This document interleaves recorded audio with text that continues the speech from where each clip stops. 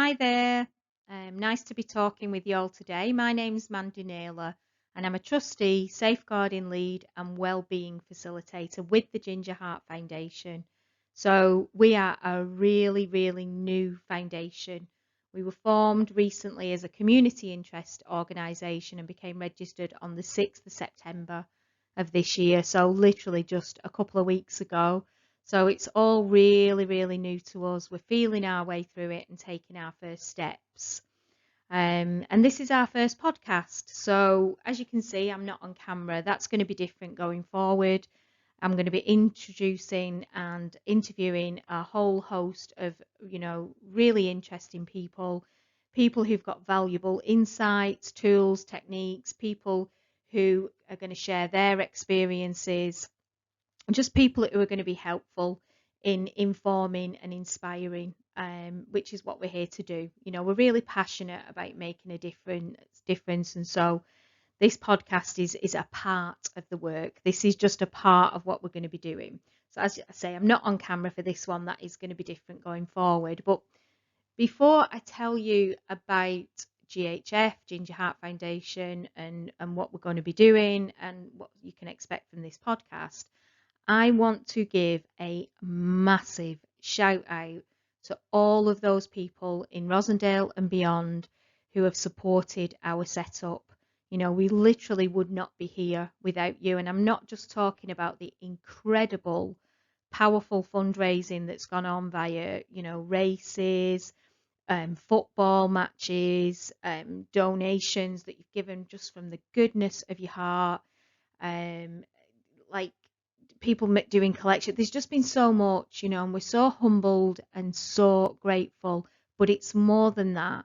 It was the 400 plus people who showed up to Sean's send off, and I know some of you out there will not even know who Sean is, but this is just a shout out for those of you who do, because obviously this is going wider than the Rossendale Valley. But Sean is the reason we set up our foundation. I'll talk a little bit more about that in a minute, but I just wanted to say thank you. The heart with which, like I say, the 400 plus people showed up, with so much love and so much care of us, and that's been ongoing since we lost Sean. So many of you reach out to us, and it's just helped us so much in what has been an incredibly sad and traumatic and life-changing year. So, and obviously, as we all go forward now, that grief and that loss is always going to be with us. We've lost something so precious, but now we're finding ways to go forward and make a difference, and that's to build on the legacy that Sean had while he was here, all the ways he supported people, all the love he gave out. We've got all of that love, and we're gonna be doing just those same things, with but we wouldn't be here. I know I'm repeating myself now, which is not a good way to start a podcast, but I'm just really grateful to some incredible people, for helping us and supporting us. Okay, so firstly, I want to say that I'm going to be talking about some real shit here, and I don't know if I should be saying that word on a podcast, just thinking about it, but this is real, and it's yeah. So anyway, we're going to be talking about some real events that have occurred, and so if any of you out there are experiencing grief or trauma or struggling with life in any way, I've included support information with this post, so please do reach out to us. The contact details you can see there on the image. So, you're not on your own. There's always somebody to help and support. And I want you to know that if this does trigger, which sometimes when you're hearing other people's story, it can trigger your own stuff. And our remit as a team is to do good, to bring healing and wellness.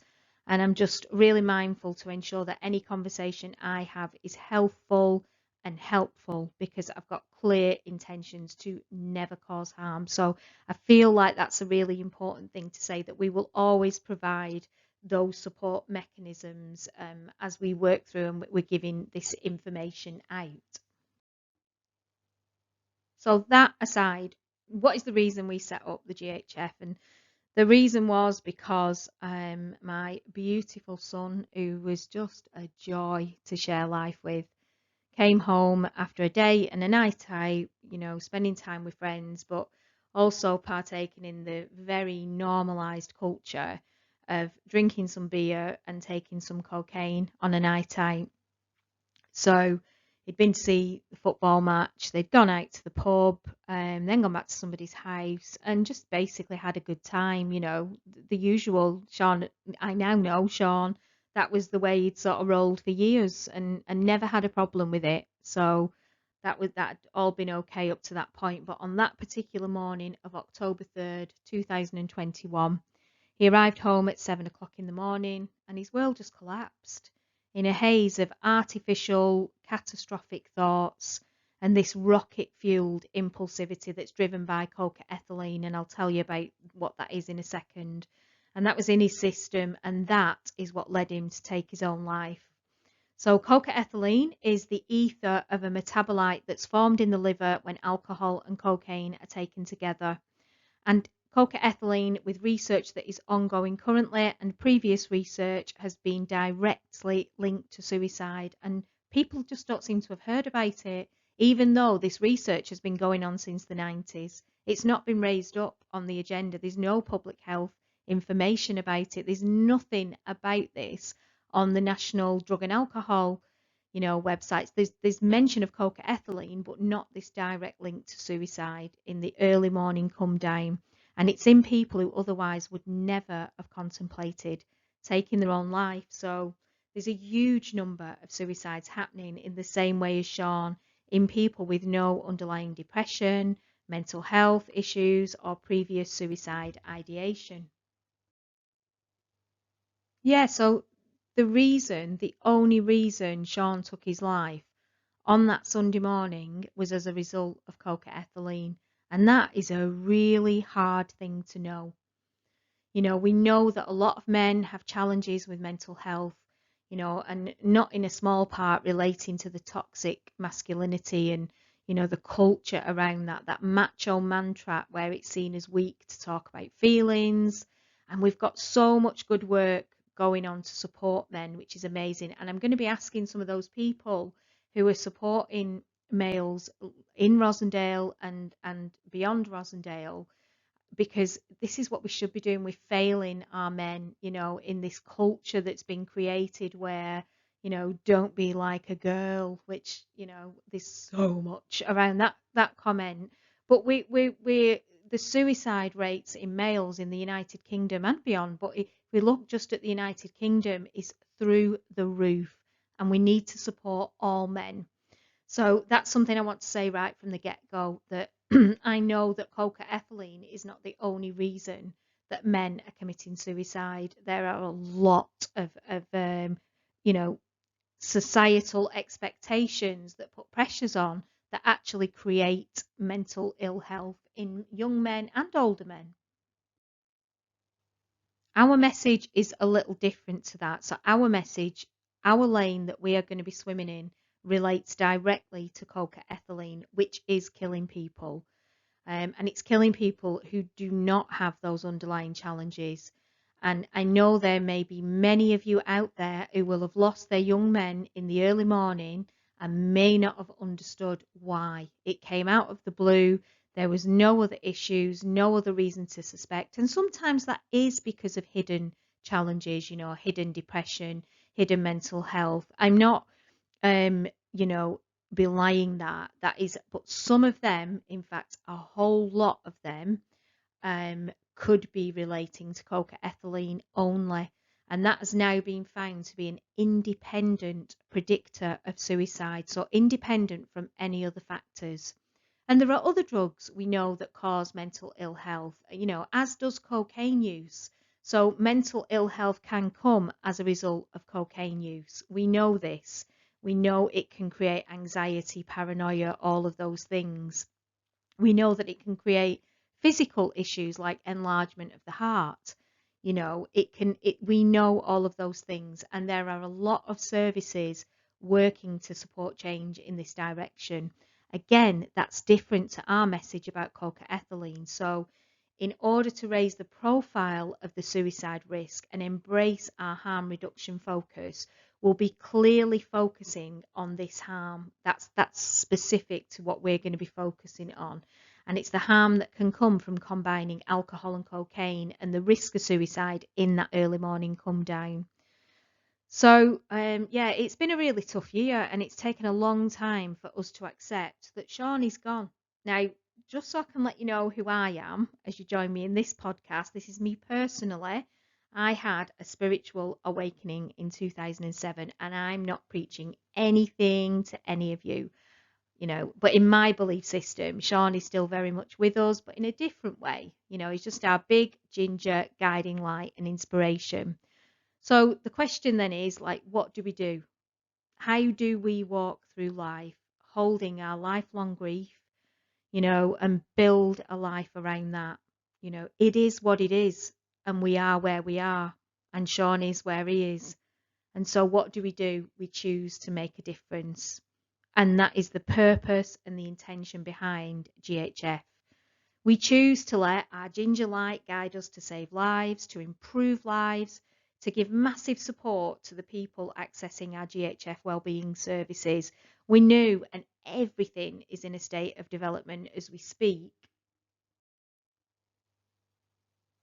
So for those of you who don't know us, I just want to give you the 3 key aims and intentions of GHF. So aim and intention 1 is to raise awareness about coca-ethylene and its link to suicide with a harm reduction focus. And this is the intention that is directly linked to Sean's experience. Our aim and intention 2 is that we're going to conduct a cross-section service provision umbrella review in the Rossendale Valley and the surrounding areas to ascertain what services are available and how effective they are at providing emergency trauma support, acute mental health care and support for people who've experienced grief and loss.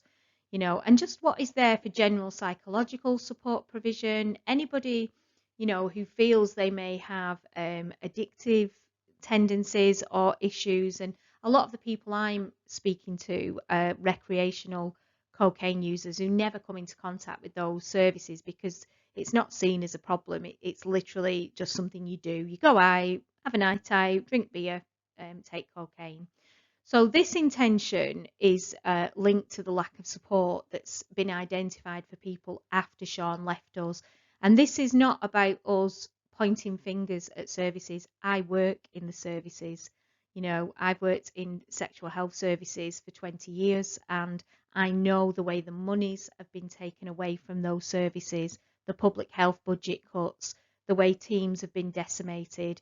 People are literally in the trenches. So this is about looking at what there is, looking at the funding that is available, what's working, what isn't, specifically in the Rossendale Valley and the surrounding areas, and then how can we raise the profile to get that support, to get some needs assessments done so that pots of money can be directed to the right places, so we can do some good, because a lot of people in these services are literally got the biggest hearts and the most beautiful people, and they're struggling because they can't provide the service they want to provide. And I know a lot of people, especially in Rossendale, Burnley, Pendle, who have left their position because they couldn't do that half-assed job that's all they could do because with the resources available to them. So it's about us making a difference.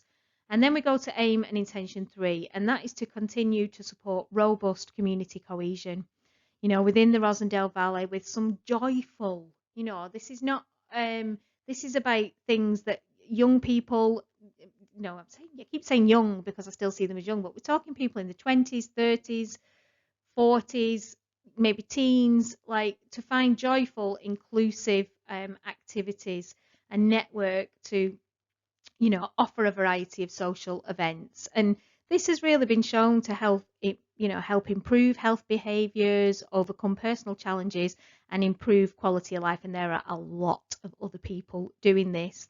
That's not just us. There's so many people doing this in the Rossendale Valley and surrounding areas.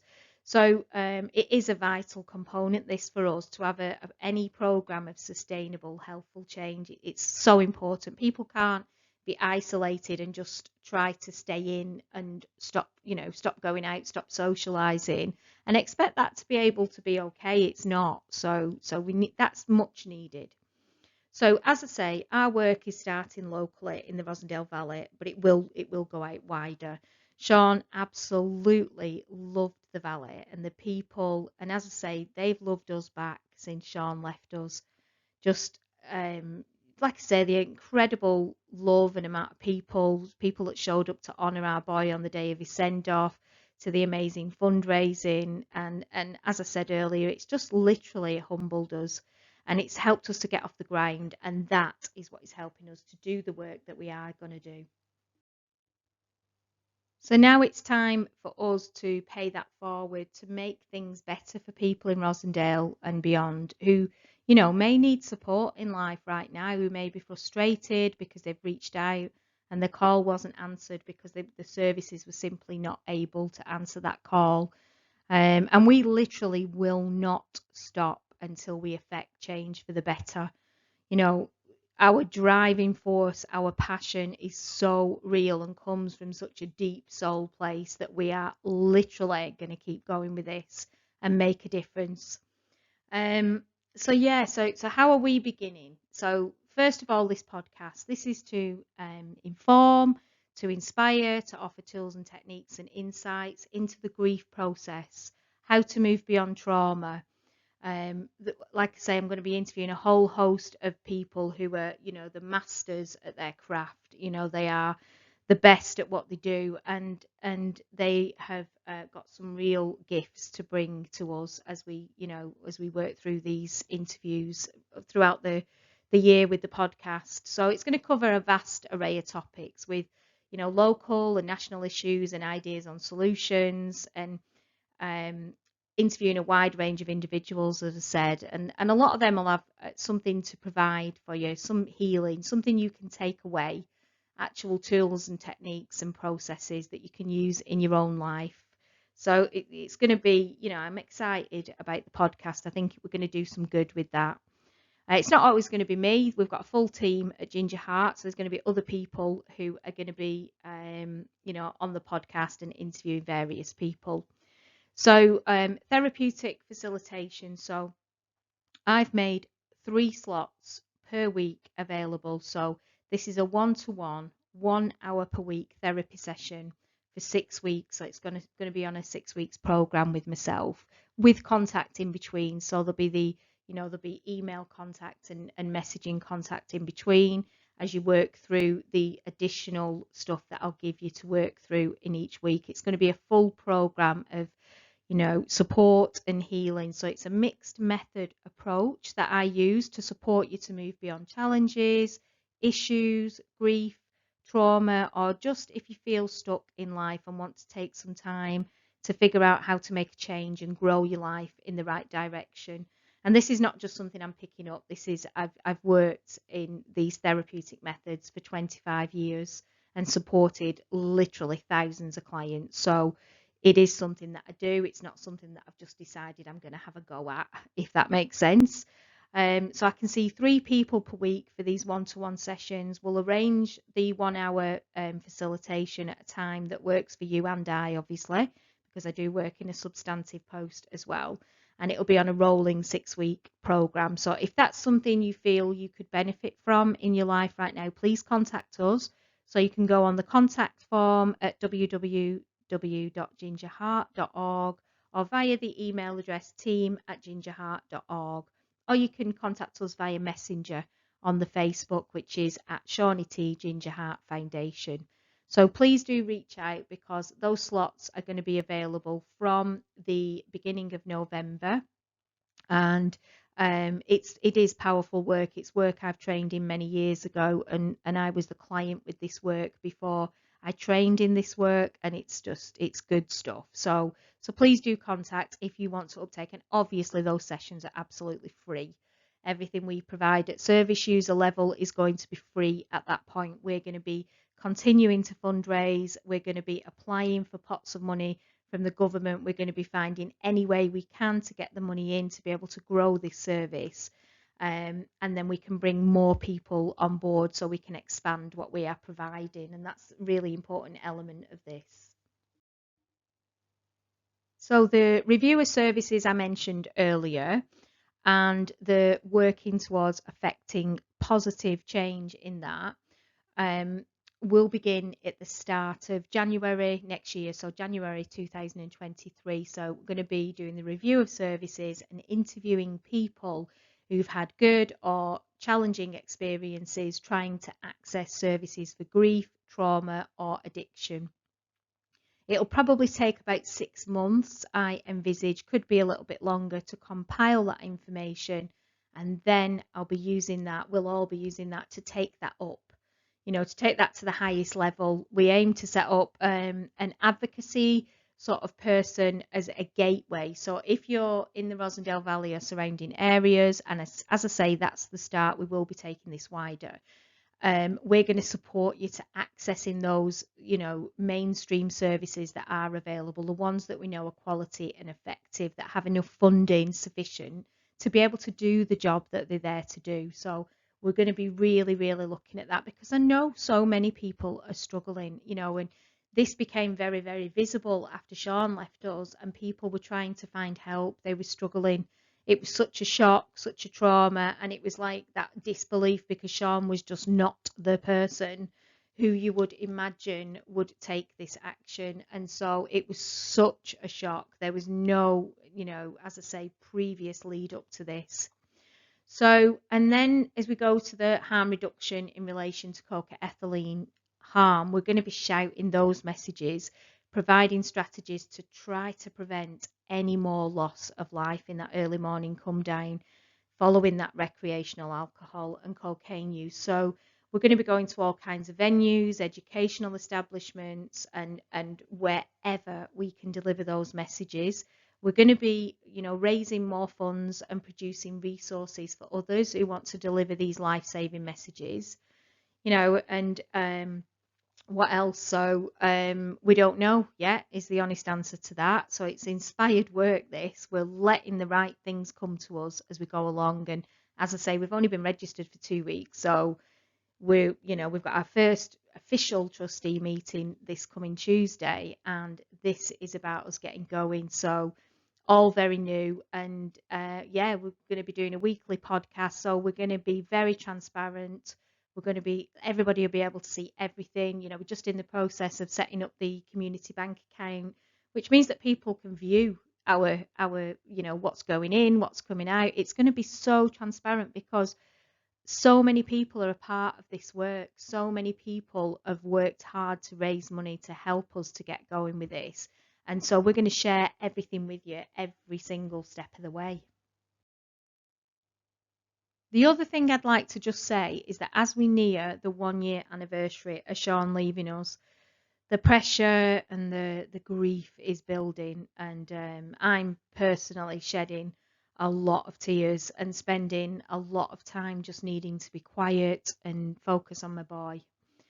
And this is what a lot of people are experiencing. And so as a group, a few months ago, we came up with the idea of, after that date, that 3rd of October date, to throw a massive party with DJs, special effects stuff, all kinds of magical moments, all kinds of things going on. And it's just going to be a beautiful party.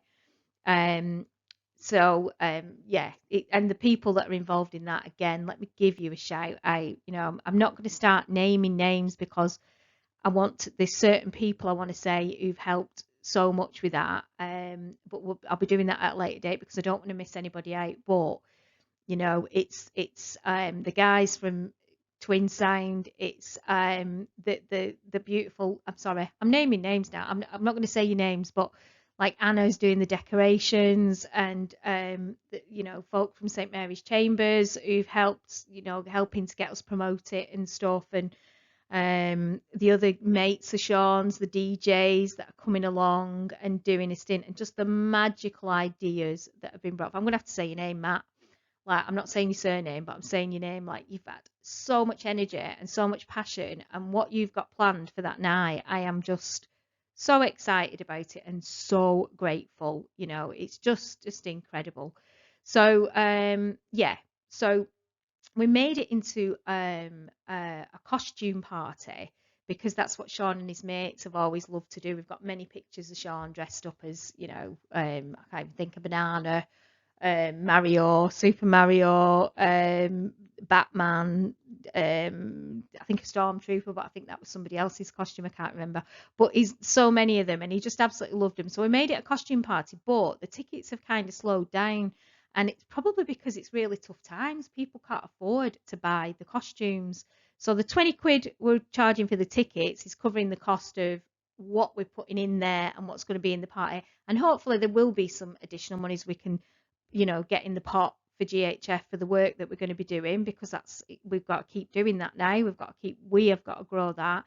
But please, please do get your ticket, come along and join in. This is celebrating life and Sean and just community. So all of you coming together for some magic moments, and it's just going to be a beautiful night. It's just going to be a fun-filled, dancing, magic night, and I don't want you to miss it because A, you can't afford to put a costume on, or B, because you hate fancy dress, which a lot of people do. They're like, I'm not doing that. So just get your ticket and come and just let's do it. Let's be there together. So the other thing I wanted to say was about, I'm going on a bit now, I know. So we've got some peer support events coming up. So this is something we're just getting off the ground, and we'll be there with peer support and any other support for anyone wanting to make a change. But the fact is that, like, the challenge is, I suppose, that people don't want to make a change. People enjoy going out, having a night out, drinking beer, wine, whatever, prosecco, taking some cocaine, and just having a good time. They're happy in the choices. They don't see the problem. Everybody's doing it. Never had a problem with it. So it's about us raising awareness and looking at harm reduction, because we're not judging anybody for whatever choices they make. We're not telling anybody what to do. It doesn't work. Like I say, I've worked in services for years and years, and just adapted my communication to understand that A, no judgment, B, we're all getting things right and wrong. Nobody's better or worse than anybody else. And C, like yeah, we just don't want anybody else losing their life in that early morning come down. So it's about ways we can, when somebody arrives home on their own, what can we do? How can we help that, we don't know. It's a work in progress, but we're also going to raise awareness so people are very, very clear on the choices they're making when they do go out and drink the beer and take the cocaine. So a lot of people still can't accept that the only reason Sean took his own life was because he had alcohol and cocaine. Some think it's because he fell out with his girlfriend. And yeah, of course they fell out. They had loads of arguments. That's just what people do. And on that particular night, Sean was supposed to be coming home because they were moving into the new place 3 days later, and they were going to go and pick the fridge up that they just bought on the Sunday morning. So he was coming home at tea time. So yeah, his girlfriend was pissed off with him. And they did have a fallout. They had disagreements about, like, people coming round to the flat on a school night, and like they've had all kind, people have arguments. And I'm just saying that if any of you out there can honestly say you've never been pissed off with your other half and fallen out, then I don't think we're having an honest conversation. So that wasn't the reason. The reason was cocaethylene. And some people thought Sean was depressed about losing his grandma. And of course he was grieving for his grandma, the same as the rest of the family were. But Sean talked about it. He was straight with that. He missed her so much, but he was handling it, and like we all do, like we're doing now with the grief. So it's important that over time the research emerges, the facts and the evidence base grows, which is happening as we speak, and we can really be clear and get that message out to everybody that Sean is not here because of the impact of coca-ethylene, and that is clear and present in how his toxicology report aligns with those of hundreds of others, thousands now, I think it is, who have left life in that early morning come down.